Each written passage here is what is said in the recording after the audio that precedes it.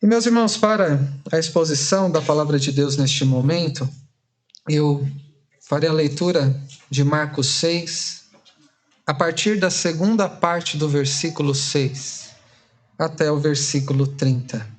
Marcos 6, da segunda parte do versículo 6 até o versículo 30. Ouçamos atentamente a leitura da palavra de Deus. Os irmãos acompanhem nas Bíblias, pois é Deus que se revela a nós pela sua palavra em Cristo, dizendo assim: Contudo, percorria as aldeias circunvizinhas a ensinar. Chamou Jesus os 12 e passou a enviá-los de 2 a 2, dando-lhes autoridade sobre os espíritos imundos. Ordenou-lhes que nada levassem para o caminho, exceto um bordão, nem pão, nem alforje, nem dinheiro, que fossem calçados de sandálias e não usassem 2 túnicas. E recomendou-lhes: quando entrardes em alguma casa, permanecei aí até vos retirardes do lugar. Se em algum lugar não vos receberem, nem vos ouvirem, ao sairdes dali, sacudi o pó dos pés, em testemunho contra eles. Então, saindo eles, pregavam ao povo que se arrependesse, expeliam muitos demônios e curavam numerosos enfermos, ungindo-os com óleo. Chegou isto aos ouvidos do rei Herodes, porque o nome de Jesus já se tornara notório. E alguns diziam: João Batista ressuscitou dentre os mortos e por isso nele operam forças miraculosas. Outros diziam: é Elias. Ainda outros, é profeta como um dos profetas. Herodes, porém, ouvindo isso, disse: é João, a quem eu mandei decapitar, que ressurgiu. Porque o mesmo Herodes, por causa de Herodias, mulher de seu irmão Filipe, porquanto Herodes se casara com ela, mandara prender a João e atá-lo no cárcere. Pois João lhe dizia: não te é lícito possuir a mulher de teu irmão. E Herodias o odiava, querendo matá-lo, e não podia. Porque Herodes temia João, sabendo que era homem justo e santo, e o tinha em segurança. E quando o ouvia, ficava perplexo, escutando-o de boa mente. E chegando um dia favorável em que Herodes, no seu aniversário natalício, dera um banquete aos seus dignatários, aos oficiais militares e aos principais da Galileia, entrou a filha de Herodias e, dançando, agradou a Herodes e aos seus convivas. Então disse o rei à jovem: pede-me o que quiseres, e eu te darei. E jurou-lhe: se pedires, mesmo que seja a metade do meu reino, eu te darei. Saindo ela, perguntou a sua mãe: que pedirei? Ela respondeu: a cabeça de João Batista. No mesmo instante, voltando apressadamente para junto do rei, disse: quero que sem demora me des num prato a cabeça de João Batista. Entristeceu-se profundamente o rei, mas, por causa do juramento dos que estavam com ele, a mesa não lhe quis negar. E enviando logo o executor, mandou que lhe trouxessem a cabeça de João. Ele foi e o decapitou no cárcere, e trazendo a cabeça num prato, a entregou à jovem, e esta, por sua vez, à sua mãe. Os discípulos de João, logo que souberam disso, vieram, levaram-lhe o corpo e o depositaram no túmulo.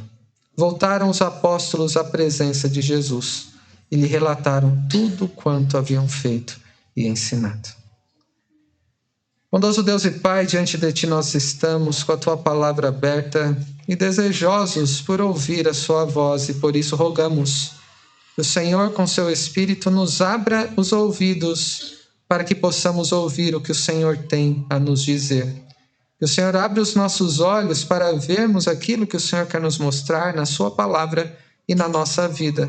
E que o Senhor mesmo nos prepare o terreno do coração para que receba de um modo proveitoso, edificante e frutífero a Sua palavra. Pois a começar por mim, não está em nós a capacidade de compreender a maravilha da Tua lei, a maneira como o Senhor se revelou através do Teu Filho, nosso Senhor e Salvador Jesus Cristo, naquilo que Ele está fazendo nessa passagem que vemos e sobre a maneira que a Tua graça é revelada a nós neste mesmo texto. Por isso rogamos que o Senhor nos livre de distrações, de preocupações, mas que o nosso pensamento neste momento seja levado cativo aos pés da cruz de Cristo, para que recebamos graça que tanto precisamos na nossa vida, como suas testemunhas também no mundo em que nós vivemos. É isso que nós pedimos e agradecemos, no nome do nosso Senhor e Salvador Jesus Cristo. Amém. Meus irmãos, temos considerado esta série de mensagens no Evangelho de Marcos, que trata sobre o Evangelho de Jesus Cristo, do início ao fim. E temos enfatizado desde o princípio que o Evangelho não diz respeito àquilo que precisamos fazer para que Deus nos dê algo em troca, ou aquilo que devemos abandonar na nossa vida para que Deus nos seja favorável. Porque não, o Evangelho não tem a ver com aquilo que possamos fazer ou que devamos deixar de fazer para Deus, mas sim no que Deus não precisava fazer por mim e por você, mas pelo que Ele quis fazer, pela sua graça revelada no nosso Senhor e Salvador Jesus Cristo. E temos compreendido mais a cada passo neste Evangelho, e já estamos no 6º capítulo, sobre o que Jesus fez quando esteve entre nós. E você tem compreendido sobre o que Jesus fez por você quando esteve neste mundo? Porque o que Jesus fez é a própria expressão do Evangelho. Ele é o Evangelho e tudo que ele veio fazer nos revela o que é o Evangelho de Deus. E à medida que você compreende o que é o Evangelho, sobre o que Jesus fez por você, e é claro que continua fazendo e há de fazer segundo o que prometeu, o que você tem feito pelo Senhor, na maneira como tem vivido diante dele como seu discípulo. E quando pensamos no Evangelho de Deus, para que esse Evangelho se torne conhecido, nós nos lembramos rapidamente sobre a missão que o Senhor Jesus deu aos seus discípulos, e não me entendam mal aqui. Quando falamos expressões como o que você tem feito pelo Senhor Jesus, como se pudéssemos retribuí-lo por todo o bem que nos tem feito, mas não é esse o sentido da pergunta. É sobre como compreendemos o Evangelho e o propósito de Deus para aqueles que recebem esse Evangelho e se dispõem a ser discípulos fiéis do Senhor Jesus, na missão que ele confiou aos seus discípulos. E, meus irmãos, ainda nos dias de hoje, nem todos conhecem verdadeiramente o Senhor Jesus. Muitos têm informações sobre ele. Muitos até descrentes por já terem lido alguma coisa, a própria Bíblia, outros livros, ouvido falar. Podem ter informações sobre ele, mas conhecê-lo de uma forma pessoal, conhecer o Evangelho na prática na sua vida, não é algo que todos já tiveram a oportunidade de conhecer. O Evangelho daquele que, como vimos na última mensagem, foi o mais desprezado dos homens. E como vimos na mensagem anterior sobre o sofrimento, aquele inocente que sofreu mais do que qualquer outro que já passou por este mundo. O Evangelho que nem todos conhecem, em que o próprio Filho de Deus se sujeitou à maior humilhação, a um profundo desprezo dos homens e ao severo castigo e sofrimento que Deus impôs sobre ele na cruz do Calvário.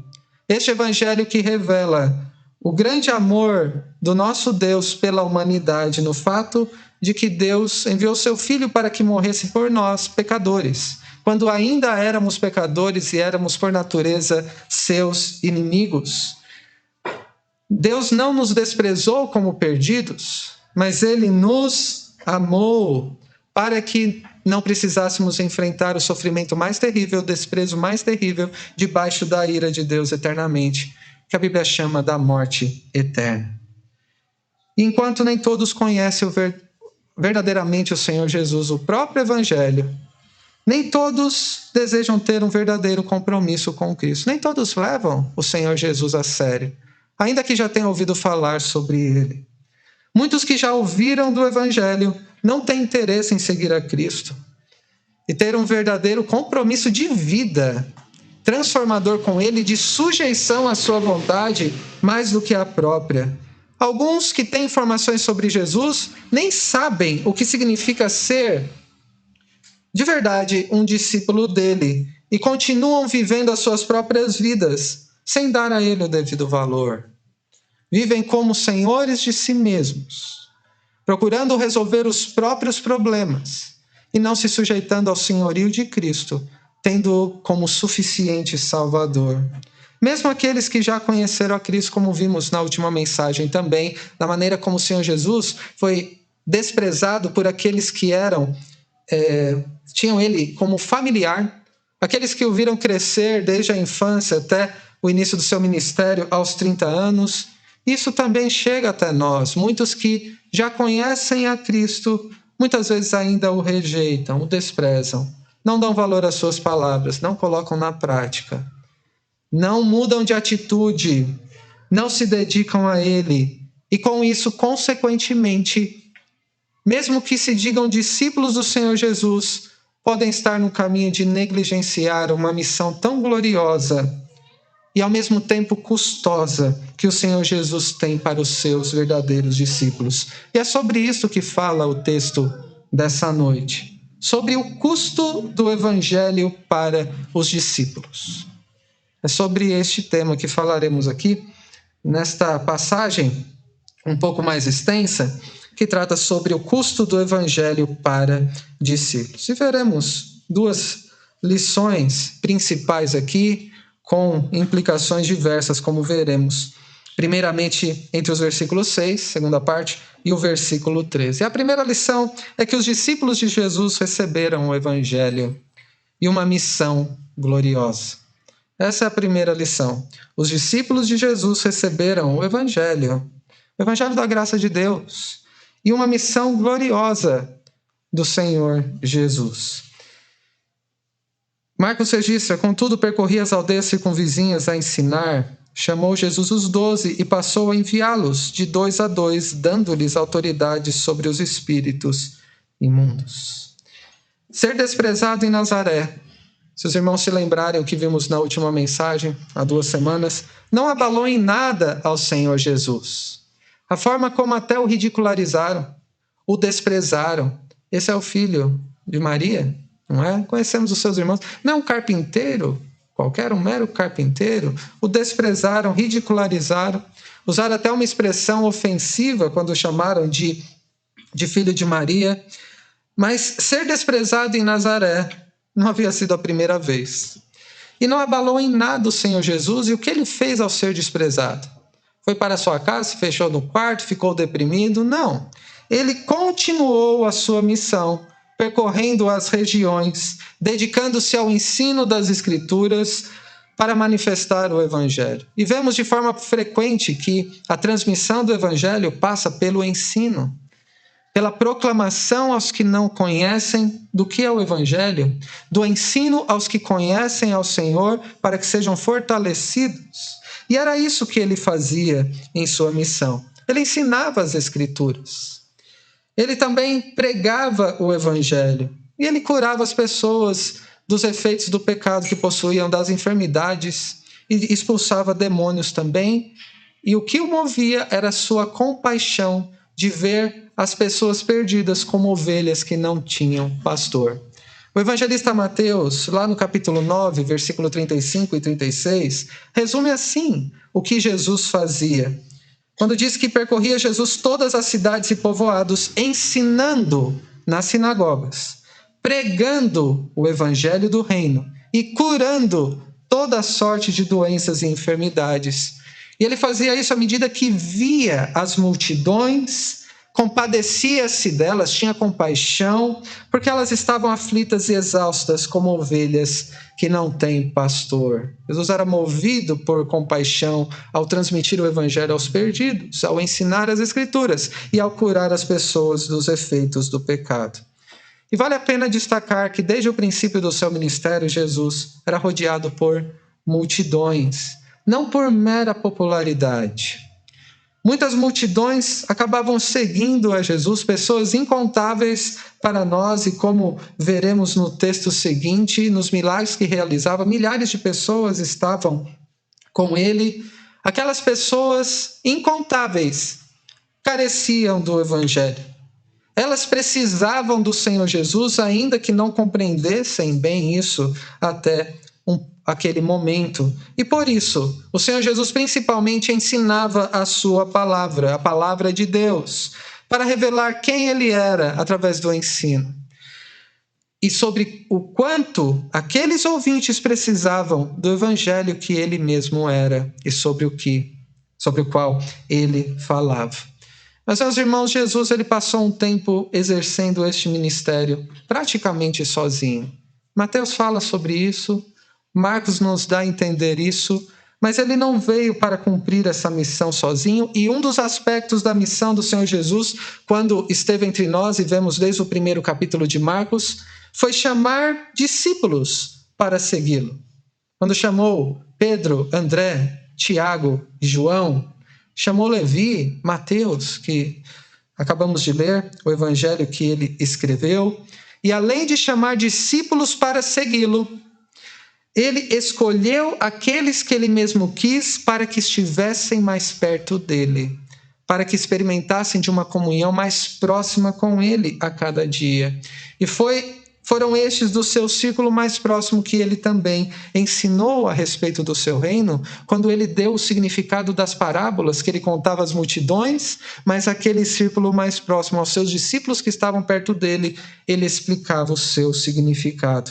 Agora, aqueles que haviam sido chamados por ele para segui-lo foram escolhidos para estarem mais perto do Senhor Jesus. Foram também comissionados, receberam uma missão, um trabalho.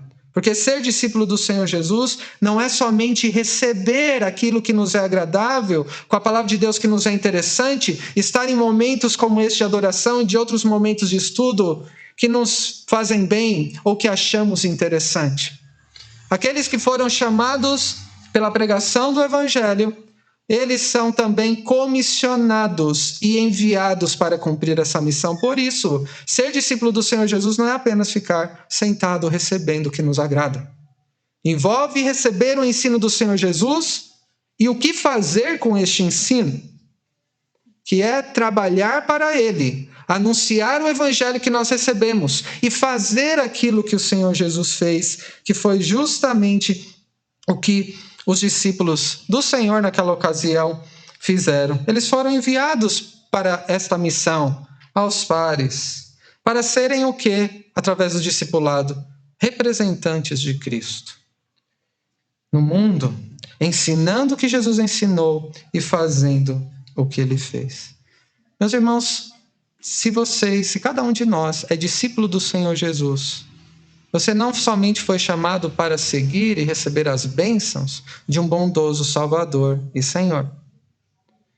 Você foi chamado por Ele para segui-lo de perto e receber uma missão gloriosa.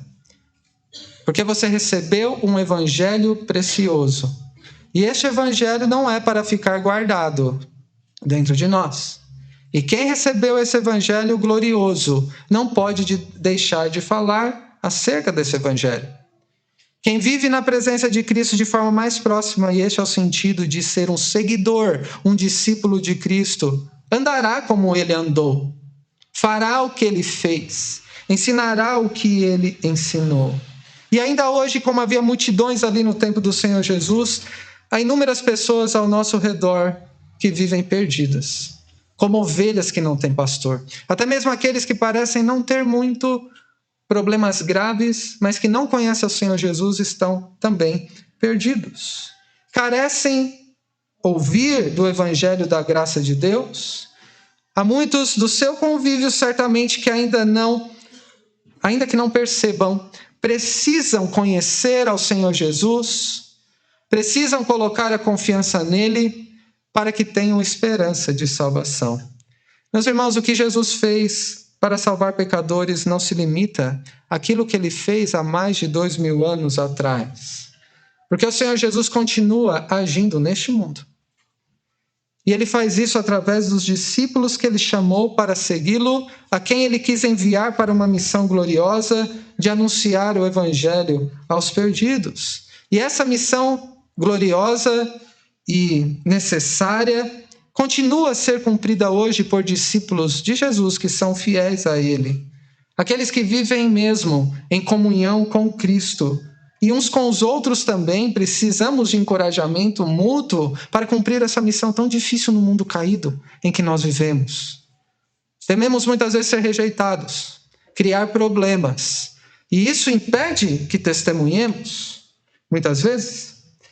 E pelo auxílio mútuo nós somos encorajados, preservados pelo Senhor nessa missão que é mais do que passar uma informação que nós recebemos. É representar o próprio Senhor Jesus como porta-voz no Evangelho no mundo e ser uma extensão da graça que Ele quer conceder a pecadores com os quais nos relacionamos, com os quais nós vivemos. Mas há mais do que o Senhor Jesus ensinou sobre como um discípulo deve estar envolvido profundamente nessa missão nos versículos seguintes. Do 8 ao 9, nós lemos: ordenou-lhes que nada levassem para o caminho, exceto um bordão, nem pão, nem alforje, nem dinheiro, que fossem calçados de sandálias e não usassem 2 túnicas. O que o Senhor Jesus está ensinando neste trecho é sobre como a missão que Ele tem para os seus discípulos é urgente e deve ser realizada em dependência dEle. É urgente e dependente do Senhor Jesus. E Ele faz isso instruindo sobre o que deveriam levar. E vejam aí o que eles deveriam levar. Um bordão, que é um cajado, tipo um cajado de pastor, para apoio e para proteção de inimigos também, às vezes animais, num terreno hostil que havia na região.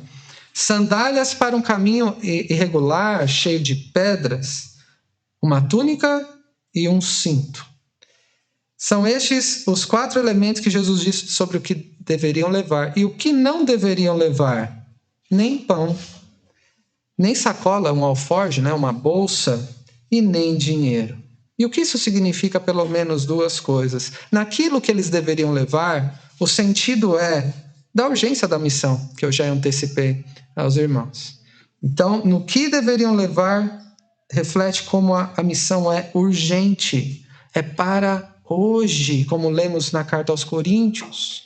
Ser embaixador, ser um cooperador de Deus no anúncio do Evangelho não é para o futuro somente, mas é no dia que se chama hoje, é uma missão urgente, a grande demanda e carência do Evangelho. E essas palavras aqui, mais do que apontar por uma simplicidade, para um voto de pobreza que se deve fazer naquilo que levar ou não, fala sobre a urgência de um momento na história do povo de Israel quando foi liberto do Egito. E lá em Êxodo 12, nós vemos no versículo 11 o seguinte: ao comerem, era instantes antes da libertação do Egito, ao comerem, estejam prontos para sair, cinto no lugar. Isso já indica que tinha uma túnica para ser prendida com um cinto, sandálias nos pés e cajado na mão. Os itens de vestuário que Deus disse através de Moisés para que o povo estivesse pronto para a libertação do Egito são os mesmos itens que o Senhor Jesus fala aqui com os seus discípulos. Isso é significativo, porque o povo, a descendência de Abraão, passou gerações, séculos na expectativa de uma libertação que era urgente para ele, tanto que eles clamavam por libertação, com gemidos até. E esta expectativa tão intensa, esta urgência na libertação daqueles que estavam escravos por 400 anos, é colocada em paralelo nas palavras de Jesus, na missão que ele tinha aos seus discípulos. Em outras palavras, meus irmãos, tão importante quanto a libertação da escravidão, do pecado, que foi simbolizada lá na libertação do Egito, é a missão que o Senhor Jesus tem aos seus discípulos de levar o Evangelho ao mundo sob a autoridade dele. Eu quero repetir. Tão urgente e tão importante quanto a libertação da escravidão do pecado é a necessidade dos discípulos de Jesus levar o Evangelho para que os que estão perdidos possam ser libertos, pois já estão há muito tempo cativos, escravizados pelo pecado. Mas há uma outra ideia aqui apresentada pelo Senhor Jesus naquilo que eles não deveriam levar. Nem pão, nem alforge ou sacola, e nem dinheiro também. Isso aponta para a dependência na providência de Deus que eles deveriam ter. A missão que o Senhor Jesus tem aos seus discípulos envolve total dependência de Deus, mesmo naquilo que é o mais básico. Um simples pão que levariam com eles. Não é realizar a missão sem planejamento, é realizá-la sob a dependência total da providência de Deus. Meus irmãos, em outras palavras, o cumprimento da missão que o Senhor Jesus tem aos seus discípulos não depende dos recursos pessoais que nós dispomos. Não depende do conhecimento adquirido no tempo que temos de igreja, ou em qualquer coisa que possamos levar na nossa bagagem como discípulos de Cristo, mas em colocar a confiança naquele que começou a missão, naquele que está conosco todos os dias até a consumação do século, que tem autoridade no céu e sobre a terra e que nos deu uma ordem de fazermos discípulos por onde quer que passemos, continuando assim a missão na presença dele, pois ele está conosco. Meus irmãos, a esperança da missão tão gloriosa que temos a cumprir não está na nossa capacidade pessoal, não está nos recursos que nós temos, na nossa inteligência. Está na autoridade que o Senhor Jesus tem no céu e sobre a terra, no mundo espiritual e no físico, nos corações endurecidos pelo pecado e sobre aqueles que já foram redimidos por ele. A autoridade e a presença do Senhor Jesus conosco é a esperança de que o nosso testemunho neste mundo, por mais difícil que seja, não será vão. Porque o que mais importa não é a nossa própria capacidade de testemunhar, como somos articulados para convencer o outro, e sim na certeza de que Deus criou um método de ser conhecido e de chamar outros discípulos para seguir ao Senhor Jesus, que é através do testemunho daqueles que são os seus discípulos. E neste propósito de anunciar urgentemente o Evangelho e depender de Deus em todas as coisas, até nas mais básicas, por isso a missão começa com a oração, na dependência de Deus, como Mateus registrou na continuação do seu relato, que acabamos de ler. Não podemos perder de vista aquilo que é mais importante na missão de anunciar o Evangelho no mundo. Versículos 10 a 11. Dizem sobre isso que diz: e recomendou-lhes, quando entrardes em alguma casa, permanecei aí até que vos retirardes do lugar. Se em algum lugar não vos receberem, nem vos ouvirem ao sairdes dali, sacudi o pó dos pés, em testemunho contra eles. A permanência na mesma casa que chegar e receber com hospitalidade, indica com qual postura um discípulo deve estar disposto na sua missão, que é servir com aquilo que de mais precioso tem, que é o próprio Evangelho. Sendo grato pela hospitalidade em ser recebido, que é uma demonstração do cuidado providencial de Deus. Através daqueles que abrem mais do que as suas casas, mas que tiveram o coração aberto para receberem o próprio Evangelho. Em outras palavras, a disposição de um verdadeiro discípulo do Senhor Jesus, ao falar do Evangelho, nunca deve ser por conveniência pessoal. Estou numa casa, talvez fui recebido por alguém de uma forma, mas o outro ali é mais conveniente, talvez eu consiga alguma coisa em troca. Nunca com segundas intenções, mas com humildade, com contentamento, dando prioridade não àquilo que eu quero receber de quem me recebe, mas com aquilo que eu tenho para oferecer, ministrando o Evangelho que eu recebi. Contudo, os discípulos, dispostos a servir ao Senhor, devem estar preparados para o que nós vemos aí, que é para a rejeição.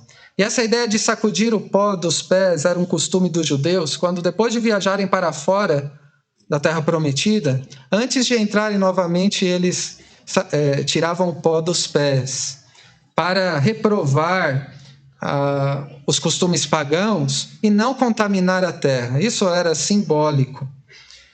Isso nos faz pensar que não serão em todos os lugares em que nós estaremos, ou que nós passaremos, que o testemunho, como cristãos, porta-vozes do Evangelho, serão bem recebidos. Muitas vezes este lugar é a própria casa.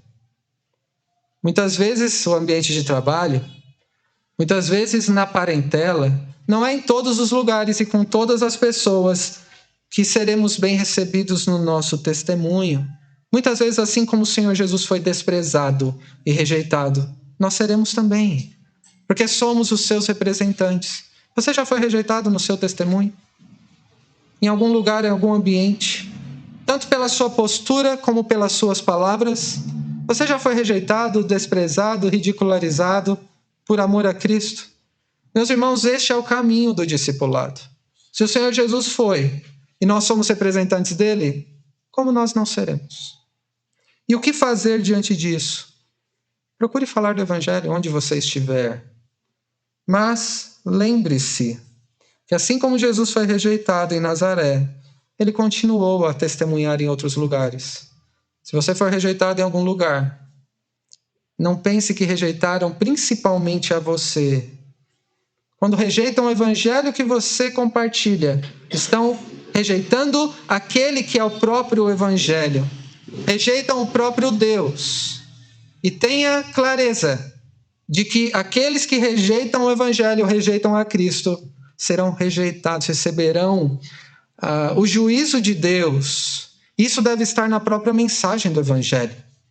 Como João Batista fazia, pregava uma mensagem de arrependimento, batismo de arrependimento na linguagem de Marcos, para que os outros se arrependessem e confrontar o erro, falar sobre o juízo vindouro, sobre a ira de Deus que chegará um dia e prestarão contas a Deus, faz parte da má notícia do Evangelho, antes que seja oferecida a boa notícia. A má notícia é que todos os seres humanos são responsáveis e estão debaixo da ira de Deus. E rejeitar o Evangelho é rejeitar a Cristo, a única esperança de salvação. E esta mensagem do Evangelho, a maneira como eles transmitiam, nos é dito por Marcos, nos versículos 12 e 13. Então, saindo eles, pregavam ao povo que se arrependesse. Expeliam muitos demônios e curavam numerosos enfermos, ungindo-os com óleos. Eles foram, assim como Jesus foi. Continuaram a obra que Jesus tinha começado. Proclamaram o Evangelho e o conteúdo da mensagem é inegociável. É a mesma mensagem que o Senhor Jesus pregava. Arrependam-se e creiam no Evangelho. E o tempo está próximo. O reino já chegou. Eles também expulsaram demônios, curaram enfermos, com a mesma autoridade de Jesus, pois eram seus representantes. Eles eram discípulos perfeitos? Eles já estavam preparados à altura da missão gloriosa que é anunciar o Evangelho? Claro que não. Você se lembra como eles ficaram com medo na tempestade?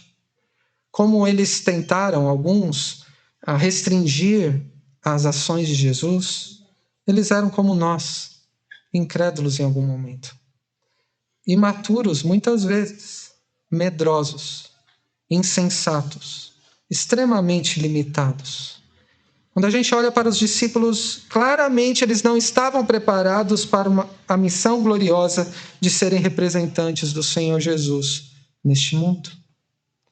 Até eles serem enviados neste ponto de Marcos parece um pouco precoce. Por que não deixar mais para o fim? Perto do fim do ministério do Senhor Jesus.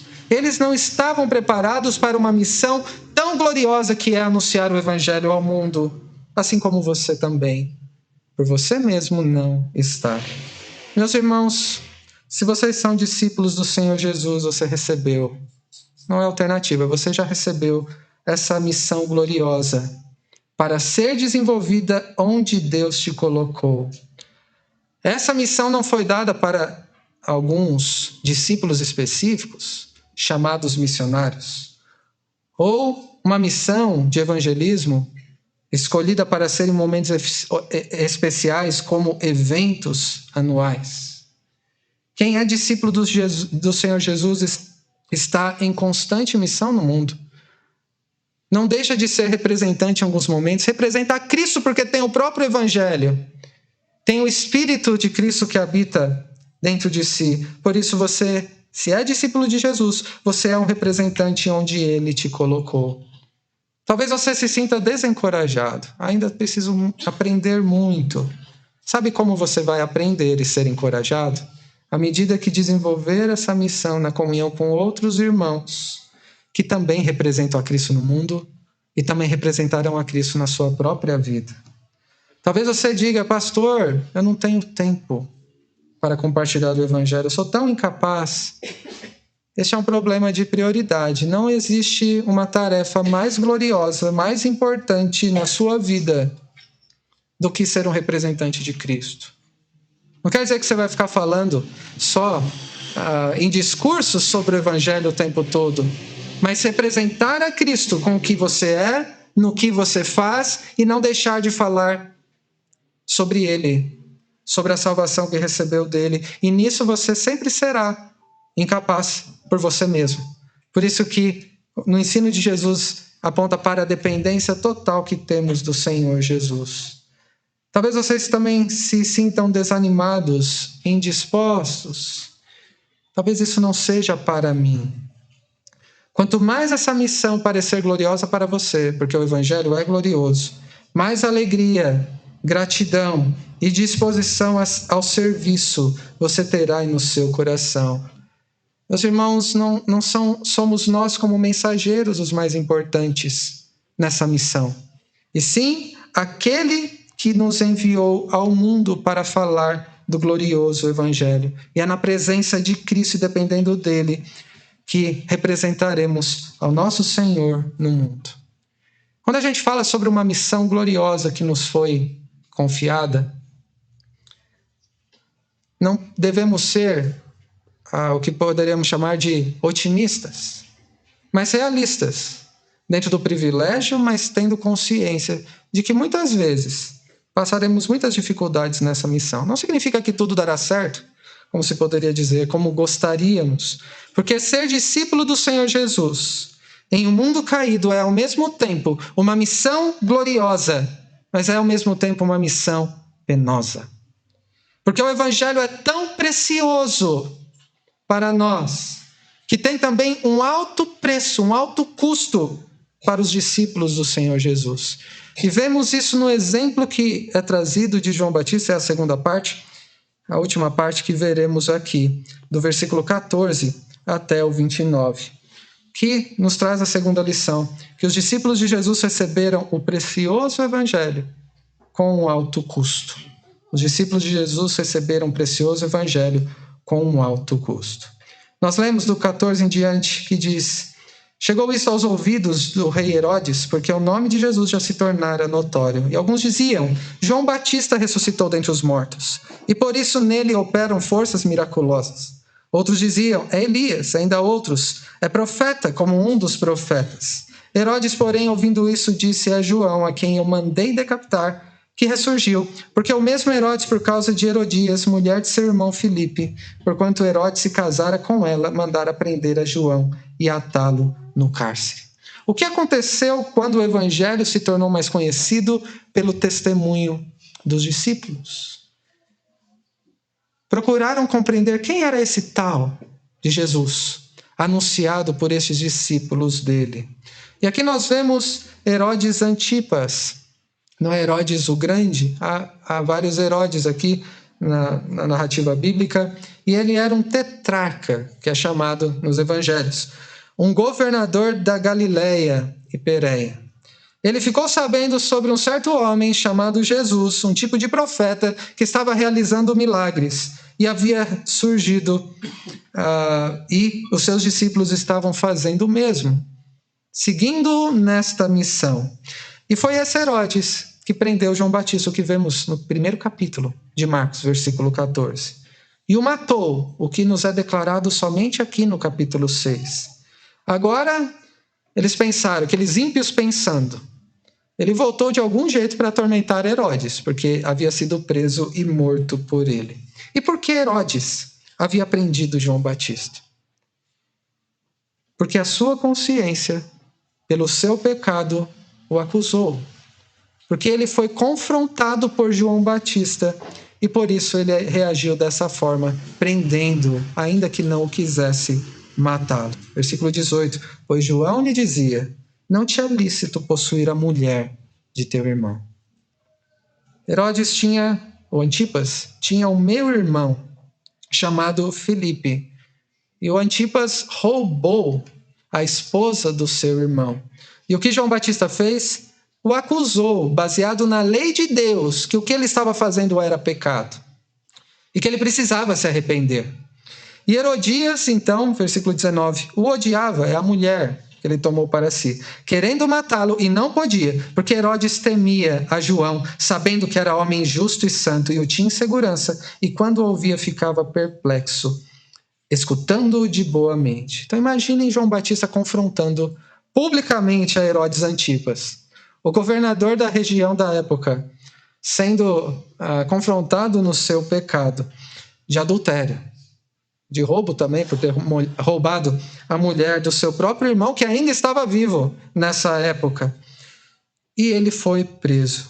E Herodias, essa mulher, era tão hostil com este homem de Deus que era João Batista, que queria matá-lo. Mas por que ele não era morto por Herodes? Porque ele era alguém justo e santo. Era alguém piedoso. O seu testemunho era diferente. O próprio Herodes Antipas, um ímpio, reconhecia isso. E eu não posso matar este homem que não é como qualquer outro. Meus irmãos, vejam o testemunho cristão mesmo quando no confronto do pecado é respeitado. Como alguém justo e santo, alguém piedoso. Porque Herodias queria matar João Batista e Herodes, então, temia matá-lo. Porque ele era alguém que temia Deus, alguém piedoso. Estou falando de João Batista. Uma testemunha fiel do Evangelho. E era reconhecido até que era diferente pelos ímpios. E ser testemunha fiel do Evangelho teve um alto custo para João Batista. E não será diferente para mim e para você. Ser testemunha fiel do Evangelho sempre levantará oposição, perseguição, dificuldades. Sempre terá um alto custo. E nós vemos sobre esse dia em que ele pagou um alto custo pelo seu testemunho fiel do 21 ao 29. E diz que num dia, um grande dia de festa,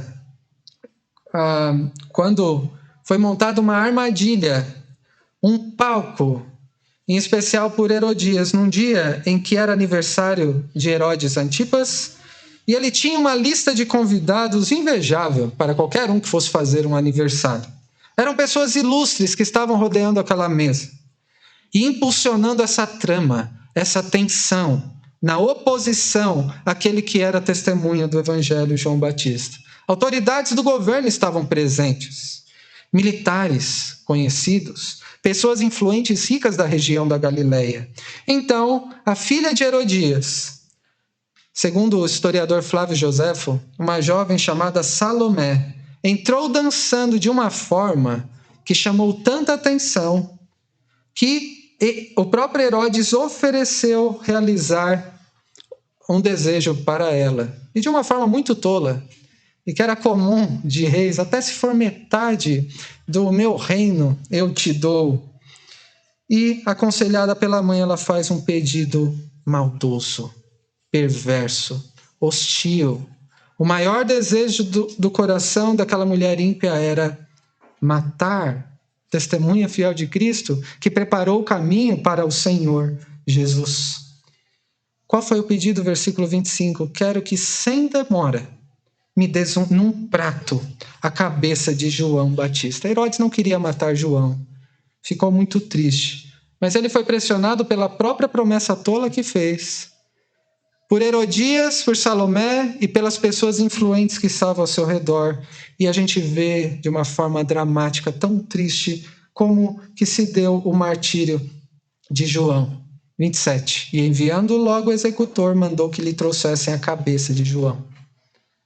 Ele foi, o decapitou no cárcere, aquele que recebeu uma gloriosa missão, num lugar sombrio, com ferramentas terríveis, foi decapitado e trouxeram a cabeça dele num prato. Entregaram aquela jovem e ela entregou a sua mãe. Logo em seguida, os discípulos de João vieram e o levaram para o túmulo. Meus irmãos, quão hostil é o coração humano contra Deus. E por isso, a hostilidade e inimizade contra Deus fará com que haja hostilidade também contra o Evangelho e contra os discípulos de Cristo, que representam a Cristo, que é o Evangelho. Não espere outra coisa ao ser discípulo do Senhor Jesus fiel. Encontrar oposição e hostilidade. E que história terrível é essa? A gente poderia até pensar, por que João Batista se envolveu com essa família tão terrível? Na própria descrição, que confusão! Por muito menos, nós tendemos a deixar de falar do Evangelho, não é verdade? A confrontar o erro, por amor a Deus que está sendo ofendido, que é a essência e a motivação da evangelização. E João Batista, mesmo morto, ainda nos fala sobre o alto custo do Evangelho para um verdadeiro discípulo do Senhor Jesus. Ele, assim como nós, foi chamado para uma missão gloriosa de preparar o caminho para o Senhor, sendo o seu representante. E nós também preparamos o caminho do Senhor quando conduzimos pecadores aos pés de Cristo. João confrontou o pecado e a injustiça dos que estavam ao seu redor para que se arrependessem e pudessem ser salvos. Não era para acusar o erro meramente, mas para que tivessem esperança de salvação, e para isso é necessário ousadia, coragem de anunciar o Evangelho mesmo quando é difícil. João falou da parte de Deus e para isso ele conhecia profundamente as Escrituras e falava das Escrituras com fidelidade e um senso de urgência, não deixando para depois. Ele ousou ser testemunha fiel do precioso Evangelho e se dispôs a pagar um alto custo, um alto preço pelo seu testemunho, que para ele foi a própria vida. Este bom testemunho dele ecoou nas palavras de Jesus quando disse lá em Mateus 11, entre os nascidos de mulher não apareceu ninguém maior do que João Batista, mas o menor do reino dos céus é maior do que ele. Pelo mesmo custoso caminho já passaram muitos irmãos nossos do passado. Aqueles que são retratados numa grande nuvem de testemunhas que nos encorajam a imitar sua fé, a testemunhar de Cristo, firmados na palavra de Deus e olhando firmemente para o autor e consumador da nossa fé. Aqueles que, segundo Hebreus nos fala, capítulo 11, versículo 33 em diante, os quais, por meio da fé, conquistaram reinos, praticaram a justiça, obtiveram promessas, fecharam a boca de leões, extinguiram a violência do fogo, escaparam de ser mortos à espada. Da fraqueza tiraram força, fizeram poderosos em guerra, puseram em fuga os exércitos estrangeiros. Alguns foram torturados, não aceitando o seu resgate para obterem superior ressurreição. Outros, por sua vez, passaram pela prova de zombarias e açoites, até de algemas e prisões. Foram apedrejados, cerrados ao meio, mortos ao fio da espada. Andaram como peregrinos, vestidos de peles de ovelhas e de cabras. Passaram por necessidades, foram afligidos e maltratados. O mundo não era digno deles. Todos estes, diz o autor aos Hebreus, mesmo tendo obtido bom testemunho por sua fé, não obtiveram a concretização da promessa. Porque Deus tinha previsto algo melhor para nós, para que eles, sem nós, não fossem aperfeiçoados. Meus irmãos, ser discípulo de Jesus no mundo caído é terrivelmente difícil. É ao mesmo tempo uma missão gloriosa, mas é custosa, porque o Evangelho que recebemos é tão precioso que reflete em nós um alto custo quando nos dispomos a sermos fiéis ao nosso Senhor Jesus, a quem nós seguimos. Eu quero concluir com o versículo 30, em que lemos: voltaram os apóstolos à presença de Jesus e lhes relataram tudo quanto haviam feito e ensinado. Pare para pensar por um instante o que nós vimos até aqui. O Senhor Jesus enviou seus discípulos para uma missão gloriosa no mundo, de serem os seus representantes, ensinando o que ele ensinou e fazendo o que ele fez, vivendo piedosamente diante dele, refletindo quem ele é aos outros. Que missão gloriosa! Representar o nosso Salvador e Senhor perfeito no mundo caído em que nós vivemos. Eu e você, como discípulos do Senhor Jesus, somos portadores e porta-vozes do Evangelho, que é tão precioso que tem um alto custo nas nossas vidas, Por isso, enfrentaremos perseguições, privações, injustiças, sofrimento, ridicularização e, para alguns, até a própria morte. Além de vivermos na presença de Cristo todos os dias da nossa vida, um dia, você, como discípulo dele, e para você que não é discípulo dele, comparecerá diante de Cristo e prestará contas sobre a maneira que viveu, se foi seu discípulo ou não. Sobre como testemunhou do Evangelho, em tudo que você fez como Cristo e tudo que ensinou como Cristo ensinou. E eu pergunto a você, quão envolvido e comprometido você está nessa missão tão gloriosa de ser um discípulo fiel do Senhor Jesus? De ser o seu representante nesse mundo até que ele venha. Meus irmãos, que missão gloriosa! Vale a pena. Outros vivem sem propósito, usam suas vidas como se não tivesse nenhum tipo de propósito e de esperança nesse mundo, com prazeres nessa vida ou com realizações que possam alcançar. E quão disposto você está a assumir o custo do discipulado até sofrer consequências difíceis por amor a Cristo, daqueles que estão mais perto de você? Você está disposto a pagar o preço de ser um discípulo do Senhor Jesus? Se for difícil responder, olhe para aquele que te amou e pagou um alto preço para te salvar, entregando a sua própria vida no seu lugar. Que Deus te abençoe. Amém.